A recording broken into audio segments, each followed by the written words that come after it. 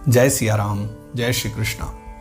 नित्य ही हमारी जो भागवत गंगा बह रही है, नित्य हम जिसमें स्नान कर रहे हैं, मुझे तो वस्तुतः बहुत इसमें आनंद मिल रहा है। स्वांतः सुखाय रूप में मैंने इसका आरंभ किया था और वो जो स्वांतः सुख है उसके साथ साथ पर सुख की भी मुझे अनुभूति हो रही है।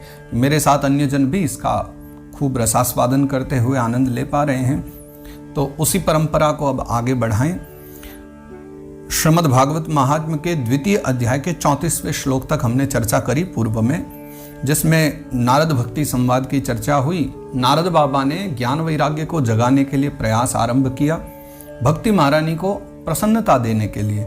और जैसा कि कल हम लोग श्याम ढाक पर बैठे हुए थे, वहाँ चर्चा चल रही थी भागवत जी की, तो बीच बीच में जो बहुत अच्छे कुछ ऐसे श्लोक मिले जिनमें भक्ति महारानी की महिमा के विषय में भी नारद बाबा ने बताया।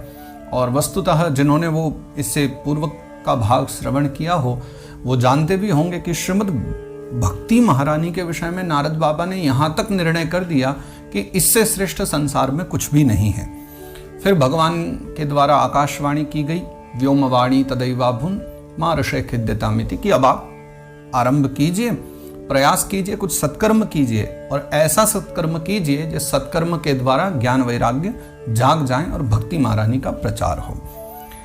और ये सुनकर के नारद बाबा को बड़ा ही विस्मय हुआ था। अब उससे आगे 35वें श्लोक से हम चर्चा करते हैं, जहां नारद बाबा कह रहे हैं। नारद उवाच अनयाकाशवाण्यापि गोप्यत्वेन निरूपितं किं वा तत्साधनं कार्यं येन कार्यं भवेत् तयोः। नारद बाबा कहते हैं कि आकाशवाणी तो हो गई, साक्षात परमात्मा ने हमें आकाशवाणी के रूप में ये तो बतला दिया कि हमें कुछ करना चाहिए, हमें सत्कर्म करना चाहिए, लेकिन गोप्यत्वेन निरूपितम, उन्होंने स्पष्ट तो बताया नहीं आकाशवाणी ने कि हमें करना क्या चाहिए। गोप्यत्वेन निरूपितम, उन्होंने भी गोपनीय प्रकार से ही आकाशवाणी ने कहा है कि आप सत्कर्म कीजिए, लेकिन किं वा तत्साधनम कार्यम, वो साधन क्या है, वो सत्कर्म क्या है। क्योंकि मुझे वेद वेदांत आदि का जो ज्ञान था वो तो मैं कर चुका हूं और उससे किसी प्रकार का कोई लाभ हुआ नहीं है। तो अब मेरे मन में संशय ये है कि येन कार्यम भवेत् तयोः, ऐसा कौन सा कार्य है जिस कार्य को हम सत्कर्म कह सकें, जिसके द्वारा वो सत्कर्म किया जा सके। अब वो क्या है और मुझे क्या करना चाहिए। क्व भविष्यन्ति संतस्ते कथम दास्यन्ति साधनम मयात्र किं प्रकर्तव्यम यदुक्तम व्योम भाषया। क्व भविष्यन्ति संतस्ते, और जो संत महात्मा जन ये कहेंगे, क्योंकि आकाशवाणी ने तो यही कहा था कि वो तुम जाओ साधुकुल भूषणों के पास जाओ, साधव साधुकुल भूषण साधु भूषण, उन साधुकुल भूषण, कुछ साधु भूषण महात्मा जन ही बता सकते हैं। क्व भविष्यन्ति संतस्ते, अब वो संत महात्मा जन मुझे कहाँ प्राप्त होंगे। कथम दास्यन्ति साधनम, कैसे वो मुझे उस साधन के विषय में बतलाएंगे। और मयात्र किम प्रकर्तव्यम, अब समस्या ये है, अब मुझे विस्मय इस बात का है कि मुझे अब क्या करना चाहिए, मैं आगे क्या करूं। यदुक्तम व्योम भाषया, जैसा आकाशवाणी ने कहा है वैसा मैं क्या करूं। सूत उवाच तत्र द्वावपि संस्थाप्य निर्गतो नारदो मुनिः तीर्थम तीर्थम विनिष्क्रम्य पृच्छन् मार्गे मुनीश्वरान् तम तत्र द्वावपि संस्थाप्य, वो दोनों ज्ञान और वैराग्य, नारद बाबा ने उन दोनों को वहीं स्थापित किया, ज्ञान वैराग्य को। और निर्गतो, नारद बाबा वहां से चल पड़े। तीर्थम तीर्थम विनिष्क्रम्य, अब वो तीर्थ तीर्थ में घूमते हुए जा रहे हैं एक खोज करने के लिए। नारद बाबा, विभिन्न कथाओं में नारद बाबा के विषय में चर्चा है जहां नारद बाबा ने बड़े प्रयास किए हैं, लेकिन वहां उनके मन में किंचित मात्र भी स्वार्थ नहीं रहता। इस समाज के कल्याण हेतु नारद बाबा कितनी भी बड़ी यात्रा हो सब कर सकते हैं। वो उनका प्रागट्य ही इसीलिए हुआ है। नारद बाबा भी भगवान के एक अवतार हैं। तो तीर्थम तीर्थम विनिष्क्रम्य, विभिन्न तीर्थों में यात्रा करते हुए प्रच्छन्न मार्गे मुनीश्वरान, अब जितने महात्मा जन मिलते हैं सबको दंडवत प्रणाम करते हैं और अपना परिचय नहीं देते पहले, क्योंकि उनका परिचय जान करके तो वैसे ही सब लोग बड़े विस्मय में पड़ जाएंगे कि जब नारद जी को स्वयं नहीं पता सन्मार्ग क्या है तो फिर हम क्या बताएंगे कि सत्कर्म क्या है। तो कहीं तो ऐसे ही घबरा जाएंगे, इसलिए वो बस पूछते हुए चलते हैं। मार्ग में जहां जहां महात्मा जन मिले उनसे पूछते हैं कि महाराज जी सत्कर्म क्या है। और ऐसा नहीं है कि सबने बताया ही ना हो, सबने कुछ ना कुछ कहा भी है। वृत्तान्तः श्रूयते सर्वै किंचिन् निश्चित्य नोच्यते असाध्यम केचन प्रोचुर दुर्ज्ञेयमिति चापरे। अब देखो, जितने मुंह उतनी बातें। जैसे जैसे महात्मा जन वैसे वैसे उनकी मति, बुद्धि, विचार सब अपने अपने अनुरूप बतला देते हैं। वृत्तांतः श्रूयते सर्वे। जब नारद बाबा उनको सारा वृत्तांत बतला देते हैं ना, और सुनने के बाद फिर सब क्या कहते हैं, किंचिन निश्चित्य नोच्यते। कुछ कहते हैं इसके बारे में निश्चित कहा ही नहीं जा सकता कि सत्कर्म क्या है। क्यों इसलिए निश्चित नहीं कहा जा सकता कि कहीं कहीं तो कथा सुन लेना सत्कर्म है, कहीं कीर्तन कर लेना सत्कर्म है, कहीं कहीं भंडारा करा देना सत्कर्म है, कहीं कहीं भोज करा देना साधुओं को वो सत्कर्म है, कहीं कहीं वेद पाठ सत्कर्म है। तो मतलब कहीं इस ठीक एक निर्णय पर हम नहीं पहुंच सकते। इसलिए वो कहते किंचन निश्चित नोच्यते। कुछ तो महात्मा ये कह देते हैं कि हम किसी निश्चित स्थान पर नहीं जाकर कह सकते कि निश्चित हाँ वही है, ऐसी दृढ़ता से हम नहीं कह सकते। कुछ कहते हैं कि ये तो असाध्य है, असाध्यम केचन प्रोचुर। कुछ तो ये कह देते हैं कि ज्ञान वैराग्य के चक्कर में बाबा जी आप कहां पड़े हो, ज्ञान वैराग्य को जगाना वो भी कली काल में। कुछ लोग ये भी विचार करते हैं कि जब समय ही इतना बिगड़ चुका है, ऐसी स्थिति में हम ज्ञान वैराग्य को जगाने चले, भक्ति को जगाने चले, ये सब असाध्य है। तो कुछ ने तो मना ही कर दिया, बोले असाध्य है, इस समय आप ना दुखी हो। और दुर्ज्ञेयमिति चापरे। कुछ ने तो यहां तक भी इसके विषय में ये भी बात कह दिया, बोले महाराज ये तो संभव ही नहीं है। कुछ ने तो ये भी कह दिया, बोले इसका पता लगाना ही बहुत मुश्किल है, ये तो दुर्ज्ञेय है, दुर्ज्ञेय है, अर्थात इसका ज्ञान नहीं लगाया जा सकता, तो आप क्यों व्यर्थ इसके बारे में दुखी हो रहे हैं। कुछ लोगों की और भी चर्चा है। मुंह की भूतास्तथान्येतु कियंतस्तु पलायिता। कुछ तो मुंह की भूतास्तथान्येतु। कुछ ने तो एकदम चुप्पी साध ली। नारद बाबा ने जब पूछा सत्कर्म क्या है, ज्ञान वैराग्य को जिससे जगाया जा सके, तो मुंह की भूतास्तथान्य। तो कुछ तो बिल्कुल चुप हो गए। लेकिन कियंतस्तु पलायिताः, कुछ तो पलायन ही कर गए। जैसे ही पता चला ना कि नारद बाबा आ रहे हैं, सबसे पूछते हुए आ रहे हैं, तो कुछ बड़े बड़े अपने आप को ज्ञानी समझने वाले थे, उन्होंने सोचा कि उत्तर तो हमारे पास नहीं, हम नहीं बता पाए तो सभी शिष्यों के मध्य हमारा क्या सम्मान रहेगा। तो कुछ तो पहले आश्रम छोड़ करके भाग गए। कुछ एकांतिक भी रहते थे, उन्होंने भी सोचा कहाँ नारद जी की बातों का हम जवाब देंगे, फिर ये तो हमारा अपमान हो जाएगा।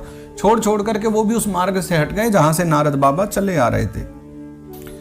हाहाकारो महानासी त्रैलोक्ये विस्मयावह, वेद वेदांत घोषैश्च गीता पाठैर्विबोधितम्, भक्ति ज्ञान विरागाणाम नोततिष्ठत्रकं यदा, उपायो ना परोस्तीति करणे करणे जपंजना। तो हाहाकारो महान आसी, चारों तरफ पूरे सृष्टि में हाहाकार मच गया। किस बात को लेकर? त्रैलोक्य विस्मयावह, पूरे त्रैलोक्य में विस्मय हो गया। करणे करणे जपंजना, कानों में चर्चाएं होने लगी, चारों ओर कानाफूसी होने लगी कि वेद वेदांत घोषैश्च गीता पाठैर्विबोधितम्। वेदों के पाठ हुए, वेदांत का उद्घोष हुआ, गीता जी का पाठ हुआ। लेकिन इतना सब होने के बाद में भी भक्ति ज्ञान विरागाणाम नोदतिष्ठत्रकं यदा, जब भक्ति और ज्ञान वैराग्य जब भी पुष्ट न हो पाए, ज्ञान वैराग्य तब भी न जाग पाए, तो उपायो ना परोस्तीति। तो भैया इससे परे तो हमें नहीं लगता कि कोई उपाय हो सकता है। आपस में लोग चर्चा कर रहे हैं कि जब वेद वेदांत और गीता जी के पाठ के द्वारा भी कुछ संभव नहीं हो पाया, तो आप ही बताइए अब इस संसार में बचा ही क्या है। वेदोखिलो धर्म मूलम, समस्त, हमारे यहाँ ये कहा गया है कि धर्म का जो मूल है वो वेद है। वेदों से ही समस्त विधान निर्माण किए जाते हैं। हम जितने भी विधान, धर्म के विधान समझते हैं, वो सब वेदों की ही एक परिभाषा है। वेदों के द्वारा ही सब कहा गया है। हमारे विद्वानों ने जो कुछ भी निर्णय किया है, क्या ठीक है, क्या गलत है, क्या धर्म है, क्या अधर्म है, सब वेदों के द्वारा है। वेद प्रणहितो धर्मो यधर्मस्तद विपर्ययः, वेद जो कह दे करने के लिए वो धर्म, और जो वेद विरुद्ध हो वो अधर्म। यही धर्म और अधर्म की परिभाषा है।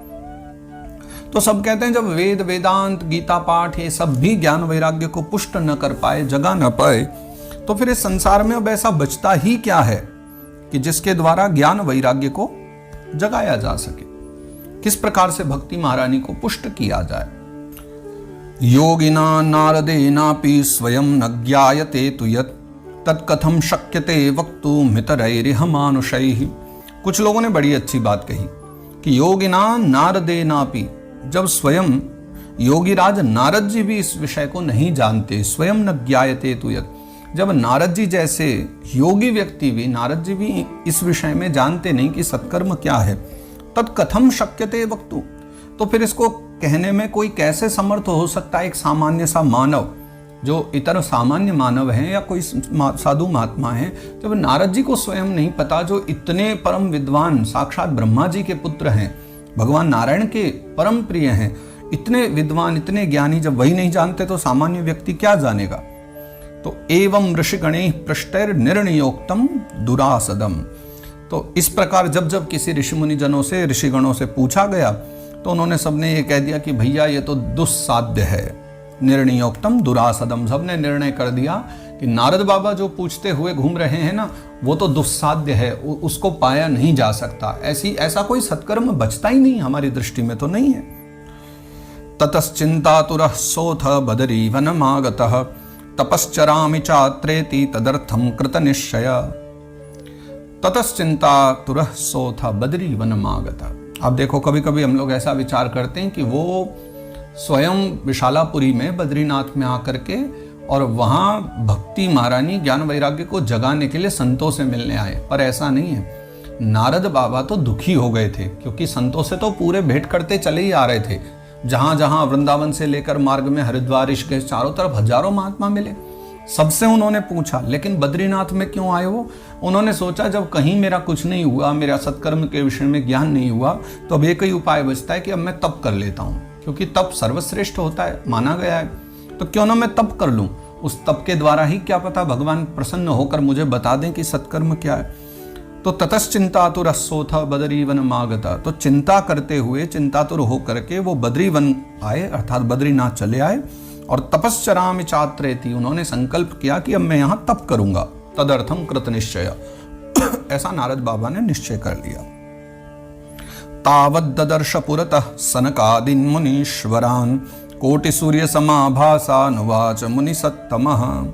और जैसे ही बद्रीनाथ में वो पहुंचे, तप करने का उनके मन में विचार आया, और उसी समय तावद्ददर्श पुरतः, उसी समय उनको वहां पर कोटि सूर्यों की किरणों से जो प्रज्वलित से हो रहे हैं, कोटि सूर्यों के समान जो दैदीप्यमान हो रहे हैं, ऐसे सनकादिक 4 मुनि कुमारों का दर्शन हो गया। सनक, सनंदन, सनातन और सनत कुमार, चारों भाइयों का वहां दर्शन हुआ। और उनको देखते ही नारद बाबा के मन में थोड़ी सी सांत्वना हुई, थोड़ी प्रसन्नता हुई, और उन्हें देख करके फिर नारद बाबा प्रार्थना करते हैं। नारद उवाच इदानीं भूरि भाग्येन भवद्भिः संगमो भवत् कुमाराब्रवतां शीघ्रं कृपां कृत्वा ममोपरि। नारद बाबा को तो मानो ऐसा हो गया कि कोई प्यासा व्यक्ति बड़ी देर से घूम रहा हो, और जब घूमते घूमते उसको जल न मिले तो थक हार करके और एक वृक्ष के पास बैठ जाए, और जैसे ही बैठे उसी समय तालाब दिखलाई पड़ जाए वृक्ष के निकट। ऐसी स्थिति हो गई कि जब से घूम रहे थे, खोज रहे थे, प्राप्त नहीं हो रहा था, और अचानक कुमारों के दर्शन हो गए, तो दौड़े दौड़े गए, चरणों में प्रणाम करते हुए बोले कि इदानीं भूरि भाग्येन, ये मेरे बहुत सौभाग्य हैं, जो भवद्भिः संगमो भवत्, जो आपका समागम हुआ है, जो आपके दर्शन हो गए। तो कुमाराब्रवतां शीघ्रं कृपाम कृत्वा ममोपरि, तो हे सनकादिक मुनियों, कृपा करके जल्दी से जल्दी मेरे ऊपर कृपा करो और मुझे उपाय बता दो। नारद बाबा इस समय इतने व्याकुल हो रहे हैं कि उन्होंने ये भी नहीं कहा कि बताना क्या है, बस यही कहते हैं कि कृपाम कृत्वा ममोपरि, मेरे ऊपर कृपा कर दो और बतला दो। सनकादिक मुनि बड़े प्रसन्न हुए, मुस्कुराने लगे, बोले बाबा जी पहले ये तो बताओ कि जानना क्या है। बस ये कहते हैं कि कृपा करके जल्दी से बता दो। ब्रवताम शीघ्रम, शीघ्रता से बताइए। भवन्तो योगिनः सर्वे बुद्धिमन्तो बहुश्रुता पंचहायन संयुक्ता पूर्वेशामपि पूर्वजाः। भवन्तो योगिनः, देखिए उनके सब विशेषण बतलाएं। आप तो योगी जन हैं, बुद्धिमंतो यानी बहुत बुद्धिमान हैं, और बहुश्रुता अर्थात बहुत विद्वान भी हैं। श्रुति यानी वेद, और बहुश्रुता यानी वेदों को जानने वाला, वेदों के विषय में बहुत जानने वाले, तो आप बहुश्रुता भी हैं।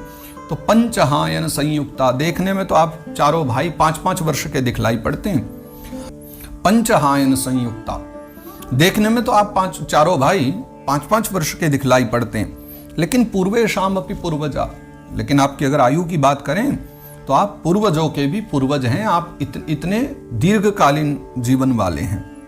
सदा वैकुंठ निलया हरि कीर्तन तत्पराः लीलामृत रसोन्मत्ता कथा मात्रैक जीविनः।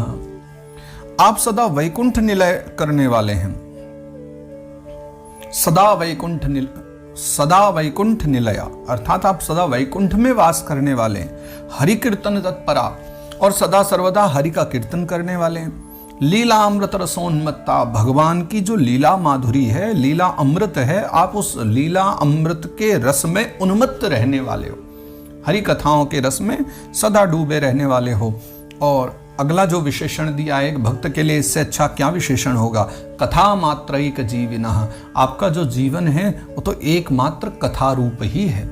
आपका पूरा जीवन कथा के द्वारा ही है, भगवत कथा है, वही आपके जीवन का आधार है।